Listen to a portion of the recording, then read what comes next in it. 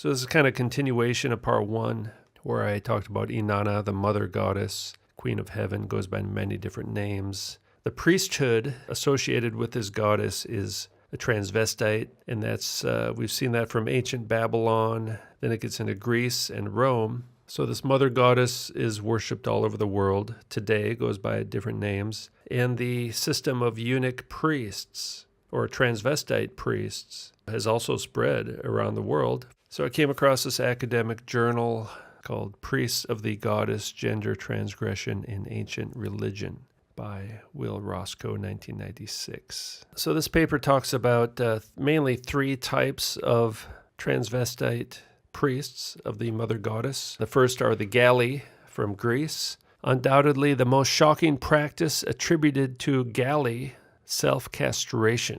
And next are the Hydra, neither man nor woman. The Hydra of India, members of a contemporary cult of goddess worshippers, estimated to number some 50,000 in northern India alone, with roots that may be as old or older than those of the Galli. Hydra are males devoted to the worship and service of Bahukara Mata, one of the many Indian mother goddess figures. The most striking parallel between the 2 cults is the practice of castration. In both cases, the procedure appears to have been traditionally performed in a temple, with the parts buried there or under a tree. In the case of Hydra, both penis and testicles are removed by an expert, while the initiate chants the name of the mother goddess.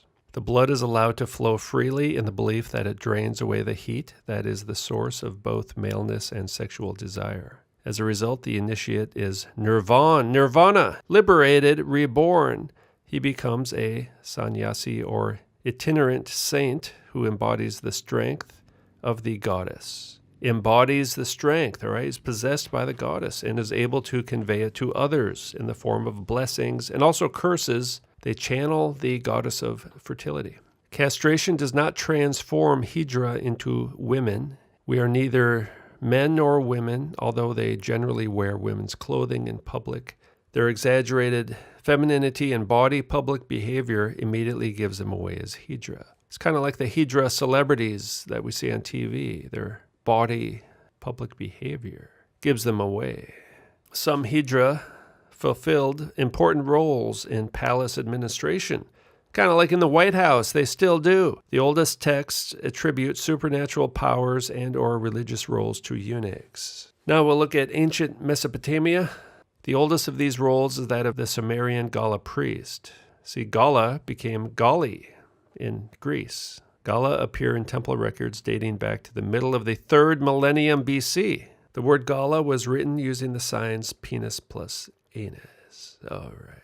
So Kalu, Kugaru, and Asinu were typically identified as servants of Inanna Ishtar. They appear to have portrayed the goddess in ritual by wearing masks and cross-dressing. Now there's this story, the descent of Inanna. Inanna went down to the netherworld. All reproduction stopped when Inanna was in the underworld. The way that Inanna came back from the netherworld was that Enki created androgynes to help Inanna come back to the world. So it was the androgynes that could transcend the barriers between the material and the spiritual world. The androgynes were like a portal to another world. In the Era myth, for example, Ishtar is referred to as changing the masculinity of the Kugaru and Asinu into femininity. Although this has been interpreted as evidence of a physical transformation, namely castration, it could just as easily refer to a psychological transformation, the result of divine possession or visitation, as was the case with the Galli and Hydra. So they're being possessed by the goddess. Table 1, parallels among Mediterranean, the Greeks and the Romans, Indian, and Mesopotamian goddess priesthoods. Membership by initiation. They practice spontaneous self-castration and castration in a temple, with parts buried there. Attis, their mythological patron, castrates himself under a pine tree. Ah, like a Christmas tree? Well, the Hydra in India, again, membership by initiation, parts buried there under a tree. Self-castration occurs in myths. Let's check out the Gala, Kugaru, and the Asinu from Babylon and Assyria. Ceremonies for the new Gala. All right, in Babylon, gender transformed by Inanna, Ishtar, partly female and partly Gali-specific dress. Hydra, the cross-dress, combination of male and female dress. They'll wear male on one side and female clothes on the other side. Gala sing in female dialect, so they sing like women. Kugaru and Asinu wear goddess masks, channeling the goddess. Sag dress half male, half female. Same thing. Priests of Sibyl, religious performers, festivals, MTV Video Awards, the Oscars, music, singing, dancing, bloodletting, acting as well, theater. All right, now this is from a book called The Syrian Goddess by Lucian in the middle of the 2nd century BC. The goddess was Rhea, the shrine work of Attis, first taught the sacred mysteries of Rhea. For when Rhea deprived him of his powers, he put off his manly garb and assumed the appearance of a woman and her dress. And roaming over the whole earth, he performed his mysterious rites, narrating his sufferings and chanting the praises of Rhea. He also affirmed that the Gali, who are in the temple, in no case castrate themselves in honor of Juno, but of Rhea. And this is imitation of Attis. Meantime, the custom once adopted remains even today, and many persons every year castrate themselves and lose their virile powers. They certainly castrate themselves, and then cease to wear man's garb. They don women's raiment and perform women's tasks. During these days they are made Gali. As the Gali sing and celebrate their orgies, frenzy falls on many of them, and many who had come as mere spectators afterwards are found to have committed the great act. The great act, the great work, the philosopher's stone. I used to be a little boy. It burns. Any young man who has resolved on this action strips off his clothes and with a loud shout bursts into the midst of the crowd and picks up a sword from a number of swords which I suppose have been kept ready for many years for this purpose. He takes it and castrates himself and then runs wild through the city, bearing in his hands what he has cut off. He casts it into any house at will, and from this house he receives women's raiment and ornaments, maybe some makeup as well. Then he goes to Hollywood. Thus they act during their ceremonies of castration. The female deity is shown by her very name, Atargatis, to be a form of Ishtar or Astarte. A custom of similar character commonly attached itself to the worship of the Great Mother in her various forms. So the religion of Sibyl entered the Roman world. When Imperial Rome conquered the larger part of the Mediterranean world, the religion of Sibyl followed in its wake. Neither is he changed into a woman, nor does he remain a man, wrote Augustine. All right, this is from Augustine's City of God, written around the 4th century.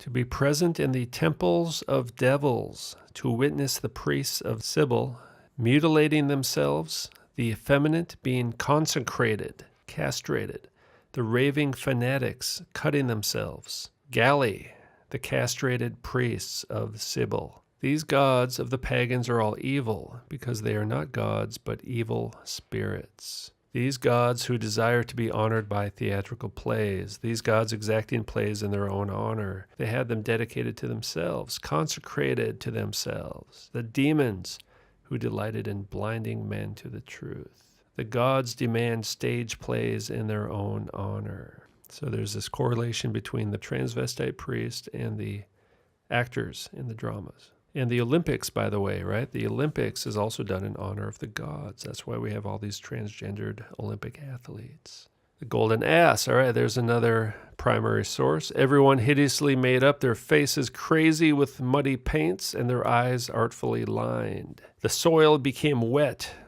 with the filthy blood of the effeminates. Carl Jung sees the figure of the androgyne, the projection of a longing for a return to primordial unity. Sounds like the United Nations, for escape from the unbearable tension of the opposites. That's why they have all this Me Too movement and all these sexual harassment things in the news. They're all fake to give us the unbearable tension of the opposites, to give us chaos, and they will bring order, which is primordial unity, for a mode of humanity no longer divided into halves. Plato's Symposium. Transcending gender had to begin with the renunciation of sexuality. At the time of the birth of Christ, cults of men devoted to a goddess flourished throughout the broad region extending from the Mediterranean to South Asia. While Galli were missionizing the Roman Empire, Kalu, Kurgaru, and Asinu continued to carry out ancient rites in the temples of Mesopotamia. And the third gender predecessors of the Hydra were clearly evident in India. All right, this is 2,000 years ago. There were trannies all over the place. To complete the picture, we should also mention the megabazoi, or eunuch priests of Artemis at Ephesus. All right, now that's where Paul goes there. Western Semitic Kedoshim, the male temple prostitutes, known from the Hebrew. All right, that's in the Bible. They call them Kedoshim. That's plural for Kadesh. All right, a sodomite is a transvestite priest for the mother goddess. The real translation should be transvestite pagan priest. Now here's some Bible verses talking about sodomites. So the King James, there shall be no whore of the daughters of Israel, nor sodomite of the sons of Israel. All right, so this word sodomite. And this is the English Standard Version. None of the daughters of Israel shall be a cult prostitute, and none of the sons of Israel shall be a cult prostitute. All right, so the word sodomite is now called cult prostitute. We don't realize that these are transvestite priests for the pagan gods. Now, this is the Septuagint, which is actually the oldest copy of the Bible we have. There shall not be an initiated person of the sons of Israel. You see that? Initiated. There's an initiation. They're being castrated to the gods. All right, now 1 Kings 14:24, again, King James. There were sodomites in the land, and they did according to all the abominations of the nations. There were transvestite priests in the land. All right, that's what that means. English Standard Version. There were also male cult prostitutes in the land. Now, Septuagint again. And there was a conspiracy in the land. Not a conspiracy theory. There was an actual conspiracy. A secret plan by a group to do something unlawful or harmful. That's what it means. There was a conspiracy of trannies in the land, and they did according to all the abominations of the nations, all right? So that's what the Septuagint said. The oldest version of the Bible we have calls it a conspiracy. And the Septuagint also says they were initiated. An initiated person through the mystery schools, the pagan religions. All right, now finally somebody removed the sodomites out of the land and abolished the practices which his fathers had kept up. All right, the Israelites started doing this stuff. And from the land he exterminated the remnant of the male cult prostitutes. And he pulled down the house of the sodomites that were by the house of the Lord, where the women wove tents for the grove. All right, and King Josias burned those who had in them a divining spirit, the wizards, the images, the idols, and the sodomites, which were in the land of Judah and Jerusalem. So the transvestite priests, they're in the same category as divining spirit, wizards, images, idols, transvestite priests. And then actually in Job, the word Kadesh in Hebrew is used here. They die in their youth, and their life is among the unclean. It's pretty vague, right? You don't know what that means. They die in their youth, and their life ends among the cult prostitutes, all right? The Hebrew word is Kadesh, transvestite priests. Now look at this, Septuagint. Let their soul die in youth, and their life be wounded by messengers of death. So the tranny priest is a messenger of death, according to the Septuagint. Leviticus 18, this whole chapter is basically about sexual sin and sexual boundaries and stuff like that. Then right in the middle of it, he says, shall not give any of your children to offer them to Moloch, and so profane the name of your God. Sexual sin, don't do this, don't sleep with your mother, that kind of stuff. And then all of a sudden, don't sacrifice your children to Moloch? Murdering children in a chapter about sexual sin. No, I believe this is talking about castrating children to Moloch. Do not castrate your child to Moloch. That's the ritual. That's the initiation. Then it talks about homosexuality, and then it talks about bestiality. But he walked in the way of the kings of Israel and made his son to pass through the fire, according to the abominations of the heathen. Sons pass through the fire. That's an initiation. I believe that's a castration ritual they're talking about. They're passing through the fire. See, they're not thrown in the fire, they're passing through it. They come out the other side of the fire, but they're changed. He said, don't turn your child into sodomites. He says it right here. And here it says, they burnt their sons and daughters in the fire, which I commanded them not to. This is from the Jewish Virtual Library, from the cult of Moloch. They speak about passing children to Moloch in the fire. According to rabbinic interpretation, this prohibition is against passing children through fire and then delivering them to the pagan priests, right? Passing them through fire, then delivering them to pagan priests. In other words, according to this interpretation, this refers to an initiation rite, initiation or consecration. Remember that? We've seen these words already used in terms of sodomites. An initiated person. It's another word for a castrated priest to the mother goddess. So the word sodomite, not an inhabitant of Sodom, but those devoted, Kedeshim, plural of Kadesh, those devoted to unnatural lust in Ashtoreth's honor. Ashtoreth. Her priests were eunuchs in women's attire, prostituted themselves to enrich the temple of this goddess. Effeminatus, right? Sodomite, Kadesh, effeminatus in Latin. This dreadful consecration, or rather desecration, was spread in different forms all over the world. The Galley, there it is right there, the Galley priests. All right, so the Kedoshim, known from the Hebrew Bible, and also the Ugaritic texts, right, the Assyrian text of the late 2nd millennium BC, and the Caleb, priest of Astarte at Kition and elsewhere.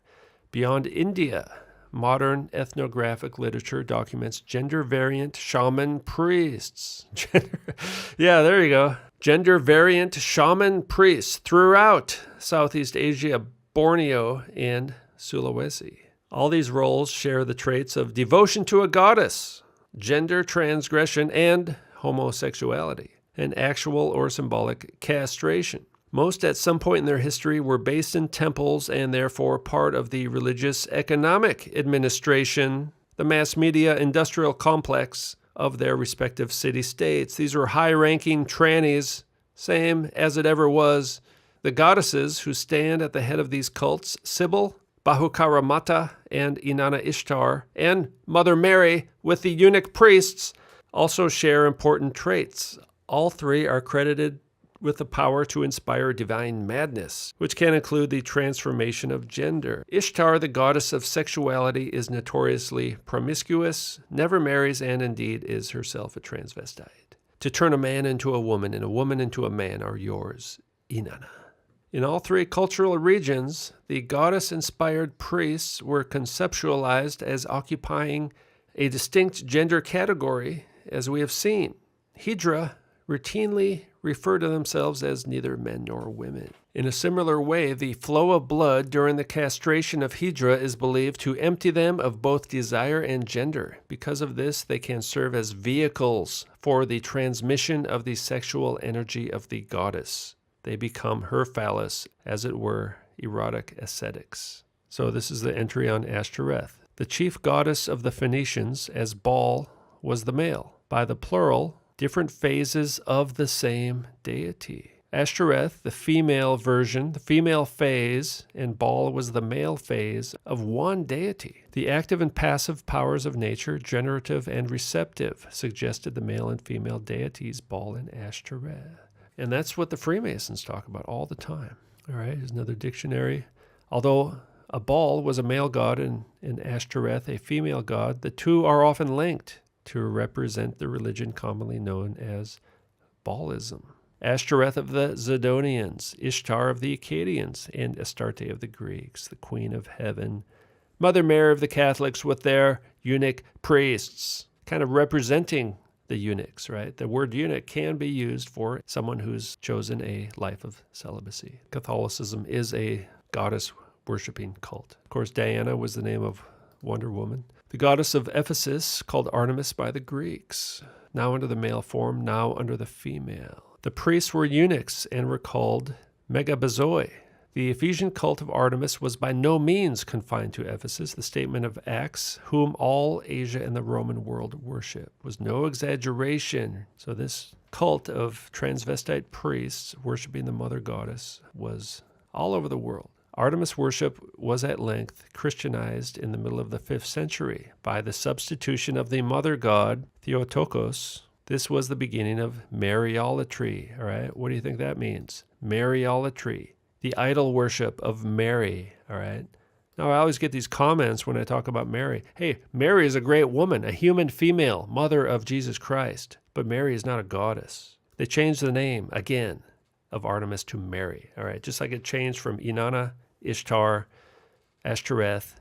Now it's Artemis. Now it's Mary. First thing people do when they enter the Catholic Church is they bow down to Mary, all right? When they enter a Catholic Mass, you got to bow down to Mary. That's the first thing you do. I know a guy who was Catholic. In fact, he told the priest, he said, yeah, I'm praying to God. I'm praying to Jesus, and I still have this problem. And the priest told him, oh, you got to pray to Mary. It's Inanna Ishtar. It's the androgynous, self-generating deity. It's the mother goddess. And there's always a eunuch priest lurking around, molesting children, just like they did back in the day. The goddess was called the Queen of Heaven, and the worship was said to be paid to the host of heaven. Baal had priests and prophets consecrated to his service. Consecrated, all sorts of infamous and immodest actions were committed in the festivals of Baal and Astarte. Okay, now in Josephus' War of the Jews, 70 AD, when the Romans were attacking Jerusalem, Jews were actually fighting amongst themselves. They indulged themselves in feminine wantonness. They decked their hair and put on women's garments and were besmeared over with ointments that they might appear very comely. They had paints under their eyes and imitated not only the ornaments, but also the lusts of women. They rolled themselves up and down the cities. While their faces looked like the faces of women, they killed with their right hands. And when their gait was effeminate, they presently attacked men and became warriors. These are Jews who dressed up like women and attacked other Jews. In fact, they're kind of reenacting this goddess of fertility and warfare, right, by doing that. This is from 1 Enoch. Azazel taught men, swords, knives, shield, breastplates, and basically warfare, right? And then bracelets, ornaments, the use of paint, beautifying of the eyebrows, right? Said they taught men so that the world became altered. Jubilees. And he told them of the judgment of the giants and the judgment of the transvestite pagan priests, how they had been judged on account of their wickedness. All right, now I'm going to talk about theater. Many societies prohibited women from performing on stage, so boys and men took the female roles. In the ancient Greek theater, men played females, as they did in English Renaissance theater, and continue to do so today. Japanese kabuki theater, onagata, that means female form. Chinese opera, specialized male actors who play female roles. Athens was the center. It was institutionalized as part of a festival called the Dionysia. Tragodia, 2 Greek words, tragos, or goat, ode, meaning song. Goat song, that's what tragedy means. So these fertility rituals became the basis for tragedy and comedy, right? Trannies in the theater. Same thing as trannies at the temple. Male actors playing female roles would wear a wooden structure on their chest to imitate the look of breasts, right? A little bit more high-tech nowadays. And another on their stomachs to make them appear softer and more ladylike. They're wearing a kind of moon bump back then. White body stockings under their costumes to make their skin appear fairer. Some of the Japanese gods have ambiguous gender, being neither male nor female. The belief spread that some people could change their gender depending on the lunar phase. The term half-moon, Hangetsu, was coined to describe such beings. Kabuki remains all male even today. Figure 1, sodomite in theater in the present era. Transvestite, pagan priest. There's the mask, right? There's the mask, tattoos, 33, and the male cult prostitute, the actor. A lot of these actors have transgender children that are kind of openly transgender. I think this one does, actually. I think most of them do. And what does the name mean, by the way?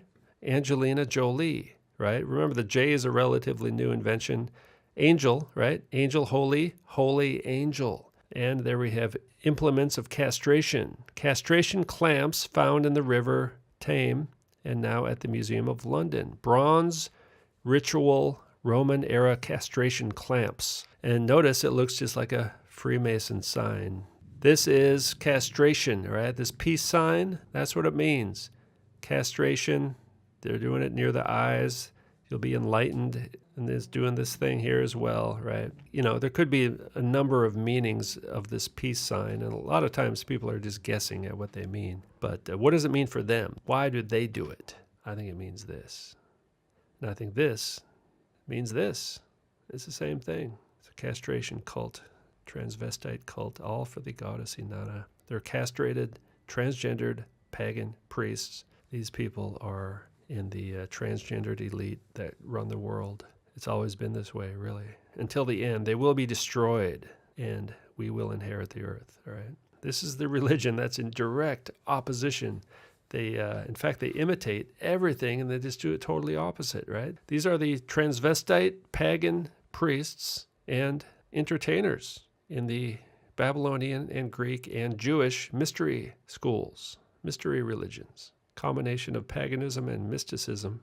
All right, let me conclude. Morals and Dogma, Albert Pike, Freemason, 33rd degree. This union of the universe with itself, this mutual action of two sexes, he terms the great secrets of nature, the mysteries of the union of heaven with earth, imaged in the sacred mysteries of Attis and Bacchus, Dionysus. All the masters in alchemy who have written of the great work have employed symbolic and figurative expressions, being constrained to do so as well, to repel the profane, the uninitiated, from a work that would be dangerous for them, as to be well understood by adepts in revealing to them the whole world of analogies governed by the single and sovereign dogma of Hermes. So in their language, gold and silver are the king and queen, or the sun and moon, Ashtoreth and Baal, sulfur, the flying eagle, Mercury, the man-woman, the atom cadmon.